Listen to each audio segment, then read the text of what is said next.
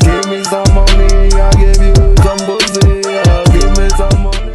Hi people, j'espère que vous allez bien. Bienvenue dans ce nouvel épisode du podcast Viens, on parle finance.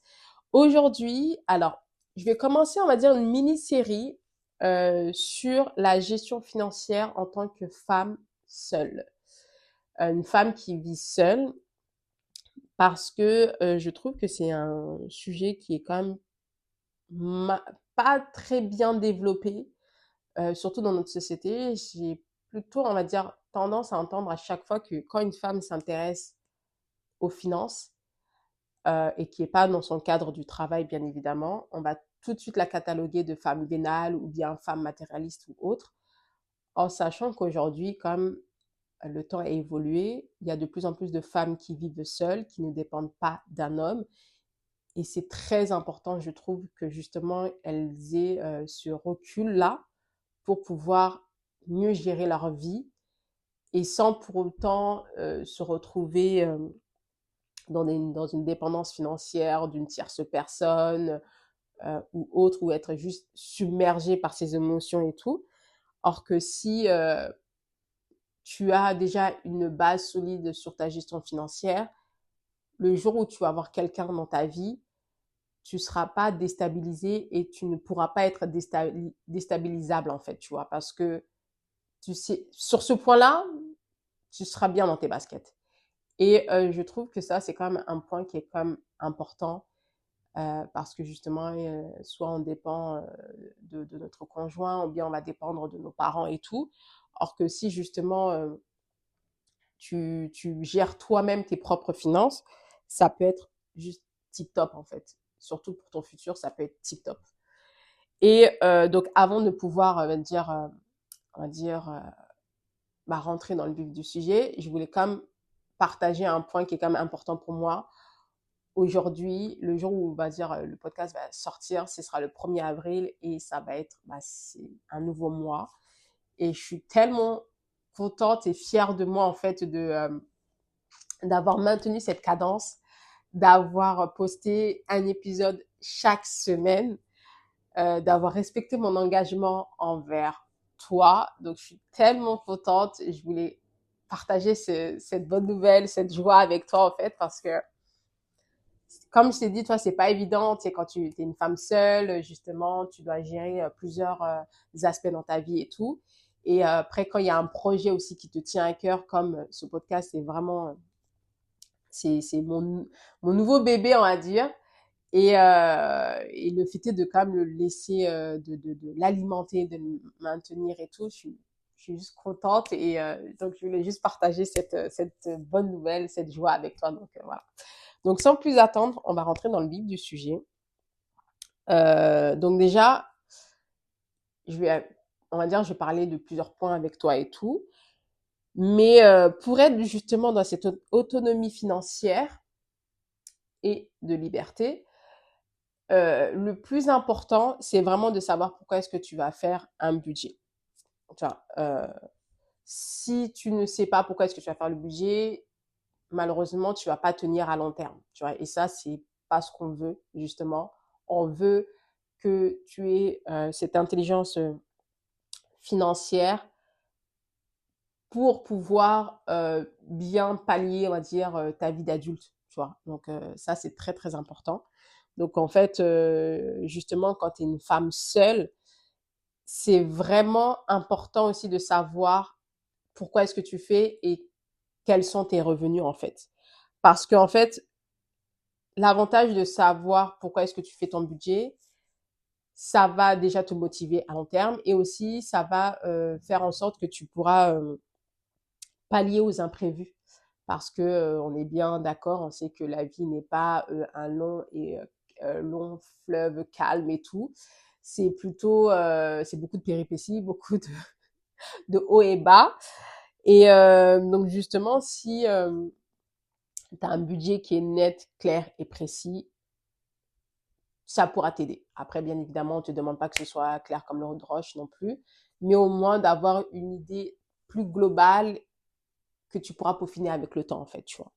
Parce que, alors, déjà, pour pouvoir construire son budget, c'est très, très, très important de savoir tous tes revenus.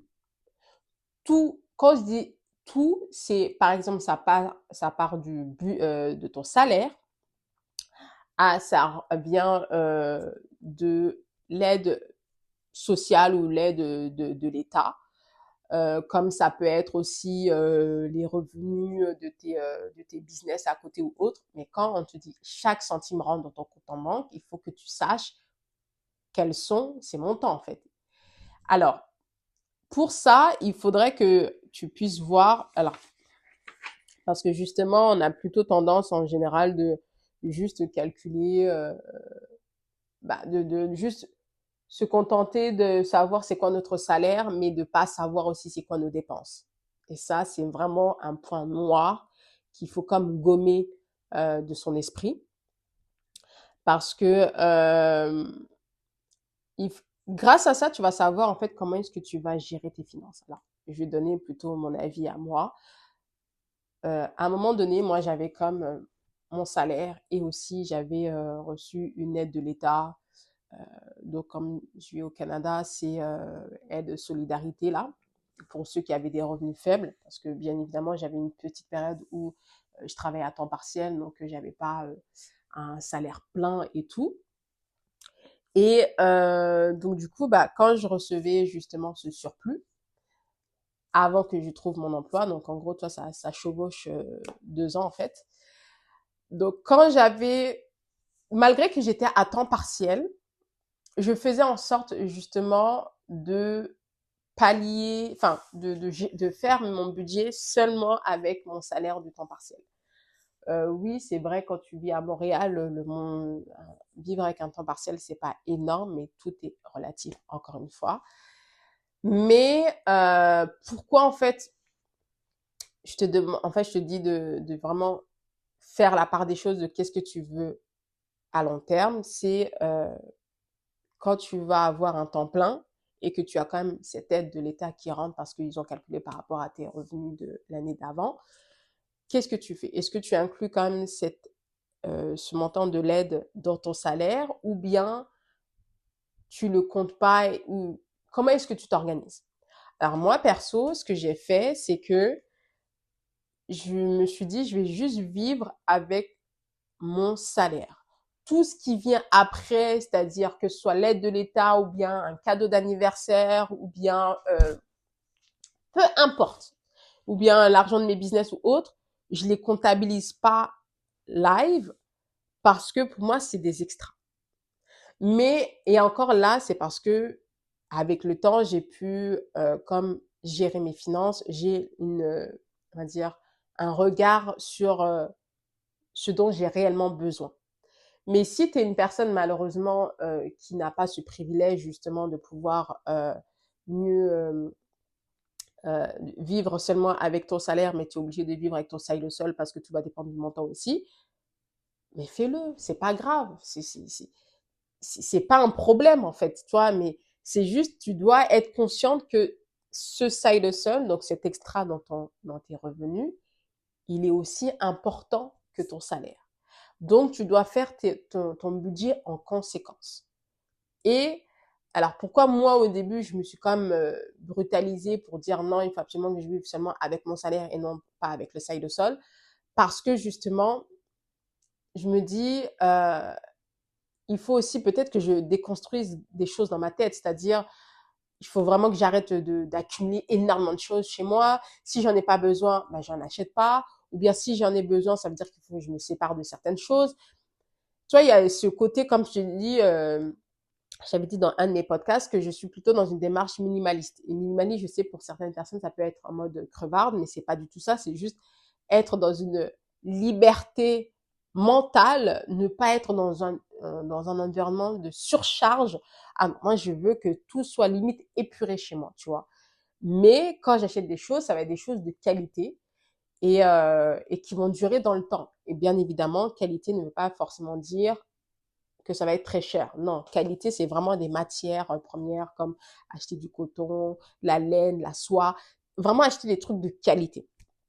Bref, donc tout ça pour dire que tu dois savoir, on va dire, toutes tes revenus. Donc, que ce soit un salaire, que ce soit justement, comme je t'avais dit, aide de l'État ou bien ton side hustle, ton business à côté. Peu importe, il faut que tu fasses un budget en conséquence par rapport aussi à ta réalité. Et à partir de là, tu vas pouvoir faire, on va dire, plusieurs sous-catégories. Donc, en gros, tes dépenses fixes, tes dépenses variables et, et aussi comment dirais-je, tes savings, tes économies. Voilà. Donc, sans ça, tu peux pas vraiment faire des sous-catégories parce que justement, tu sais pas où est-ce que ton argent part, tu vois. Mais c'est important aussi de pouvoir avoir des sous-parties pour pouvoir mieux gérer tes finances et aussi mieux te jauger en fait parce que euh, je sais qu'en fait le fait est d'avoir fait les cash enveloppes, ça m'a beaucoup aidé pour comme savoir mais pourquoi en fait j'ai dépensé mon argent inutilement parce que trois quarts du temps c'était inutilement ou qu'est-ce qui s'est passé mais attends mais c'est pas normal tu vois tu dis que tu as un certain montant qui rentre dans ton compte en banque mais pourquoi tu es toujours dans le rouge enfin qu'est-ce qui se passe en fait tu vois et bah ce qui se passait c'était juste que j'avais pas fait de budget et donc du coup bah je savais pas où partait mon argent tu vois. Mais après, tu vois, quand j'ai commencé mon aventure de cash enveloppe, c'est vraiment parce que je voulais comme me remettre à neuf. Je voulais savoir où est-ce que mon argent partait et pourquoi est-ce qu'il partait. Et bien évidemment, il y a des enveloppes qui ont évolué avec le temps. Il y a des enveloppes qui ont disparu. Il y a des enveloppes qui se sont rajoutées parce que mes envies aussi ont évolué. Et ça, c'est très, très important, en fait, que tu sois consciente avec ça, en fait, que les catégories te sont propres à toi.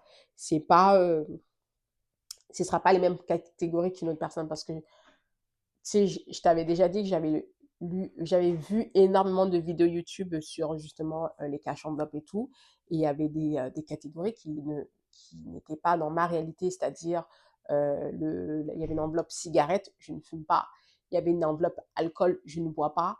Il y avait une enveloppe aussi rentrée scolaire, j'ai pas d'enfant. Donc, tu vois, il y a des choses que tu dois pouvoir mettre avec ta réalité et selon tes besoins. Et il y a aussi, il y a une catégorie que je trouve qui est quand même assez importante, mais ça va être bien pour plus tard, quand tu seras, on va dire, un peu plus à l'aise avec tes finances, c'est d'avoir un fonds d'urgence. Alors, un fonds d'urgence, il peut varier entre 3 à 6 mois de tes revenus, de tes dépenses plutôt. De base, en fait, le fonds d'urgence, c'est vraiment, alors justement, vu que tu vas faire ton budget, tu vas savoir quelles sont tes dépenses indispensables que tu ne peux pas faire abstraction, c'est-à-dire le loyer, payer l'électricité si tu dois le faire, euh, faire les courses. Soit il y a des pôles où tu peux pas dire non, je peux pas le faire. Je peux pas ne pas payer en fait. Non, c'est pas possible. Si tu payes pas, ben, on te kick out. Et ça, c'est pas le but non plus. Alors que, tu vois, quand tu fais ton budget, tu dis, OK, j'ai la voiture, j'ai l'essence, j'ai les courses, le loyer, tout ça, ça doit te donner un montant mensuel fixe. Et ce montant-là, tu dois pouvoir l'accumuler dans un compte à part et qui sera l'équivalent de 3 à 6 mois d'avance. Parce qu'on ne sait jamais. En cas de pépin, que ce soit un départ volontaire de ton travail ou involontaire, donc on te vire, euh, comment est-ce que tu vas t'organiser? Comment tu vas gérer ça? Parce que déjà, le fait est de ne pas avoir de revenus fixes, c'est stressant. Même si c'est un départ volontaire, ça reste stressant parce que tu ne sais pas comment est-ce que tu vas t'organiser à long terme. Or que, je vais donner aussi genre une anecdote de ce qui m'est arrivé. Il y a eu une période où je ne travaillais plus du tout, du tout, du tout. Mais crois-moi que j'étais sereine comme pas possible. Pourquoi? Parce que j'avais déjà préparé mon départ. J'avais euh, un, comment dirais-je? Je crois, 6 mois. Ouais, j'avais 6 mois de dépenses fixes en amont. J'aime pas appeler fonds d'urgence parce que justement, je me dis, quand tu es dans un pépin, tu vas tu vas te sentir obligé de l'utiliser. Moi, je l'appelle juste ma caisse. C'est simple. Parce que en cas, si j'ai besoin, je prends.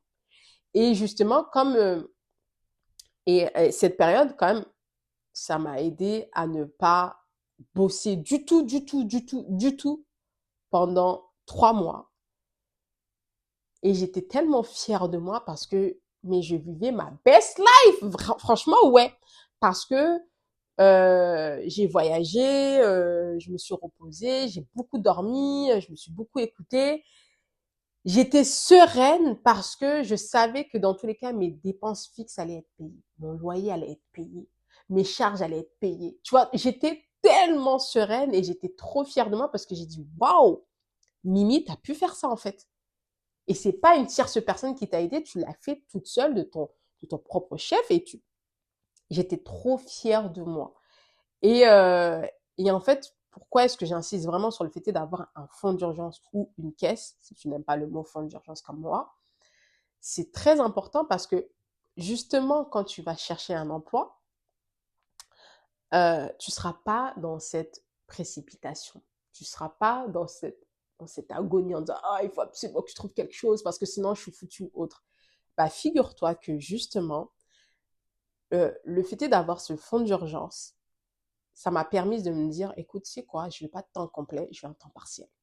L'audace, mais quel culot. Tu sais, j'ai vécu avec un montant de temps partiel pendant une petite période.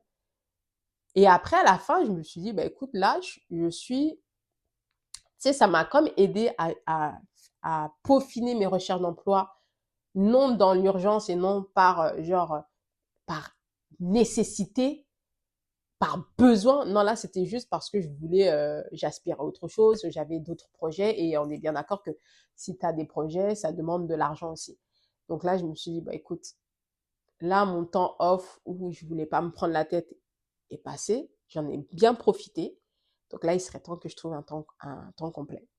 Et franchement, crois-moi que quand j'ai trouvé mon temps complet là, j'étais plus sereine. Les entretiens, je les passais en mode chill. J'ai dit ça passe pas, c'est pas grave. Tu vois, j'étais pas en mode, j'étais vraiment pas dans l'urgence. Et le fait est de ne pas être dans l'urgence, c'est tellement un bonheur. C'est fou, c'est fou, c'est fou.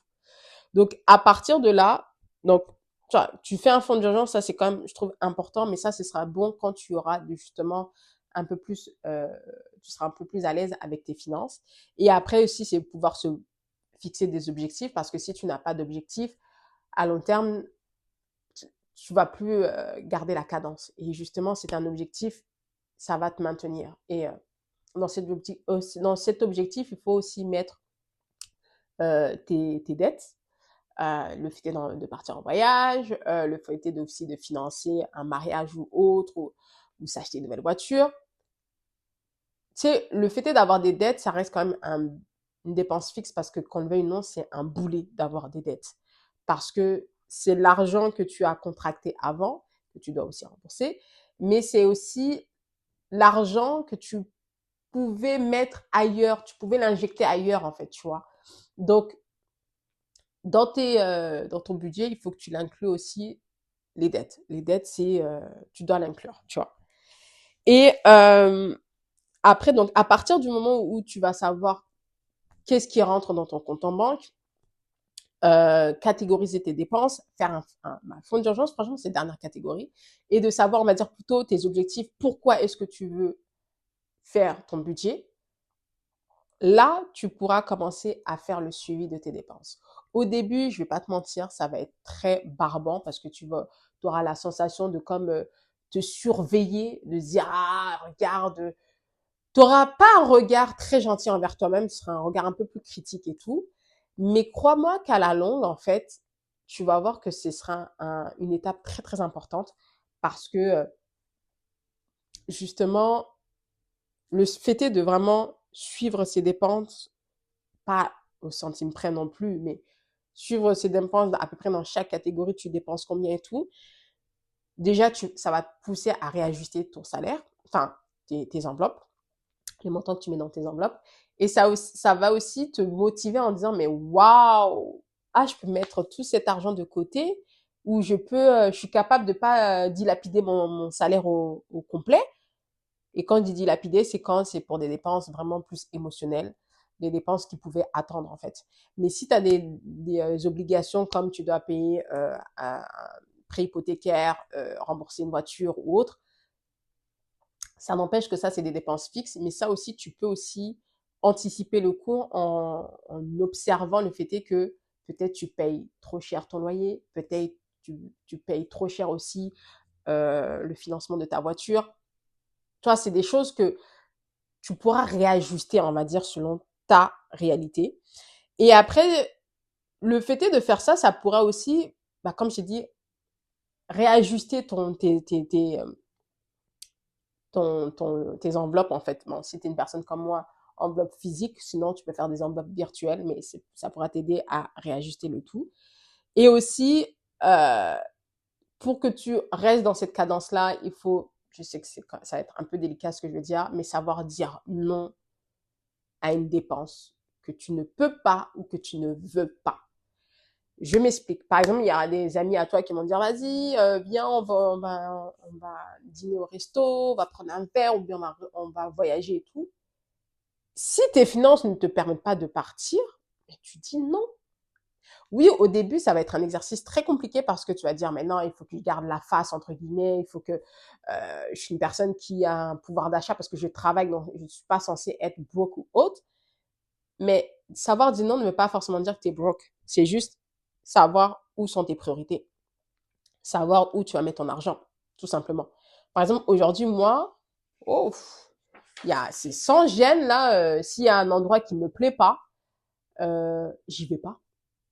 Franchement, j'y vais pas. C'est pas parce que j'ai pas l'argent, c'est que j'ai pas envie de gaspiller mon argent pour cet endroit-là. Et quelquefois, il y a même, tu sais, quand quelques jours avant ta prochaine paye, bah, là, t'es broke de chez broke. Et là, je me dis, ah ouais, non, je peux pas taper dans mes économies pour sortir en sachant que cette sortie ne va pas plus t'enjoy que ça, tu vois.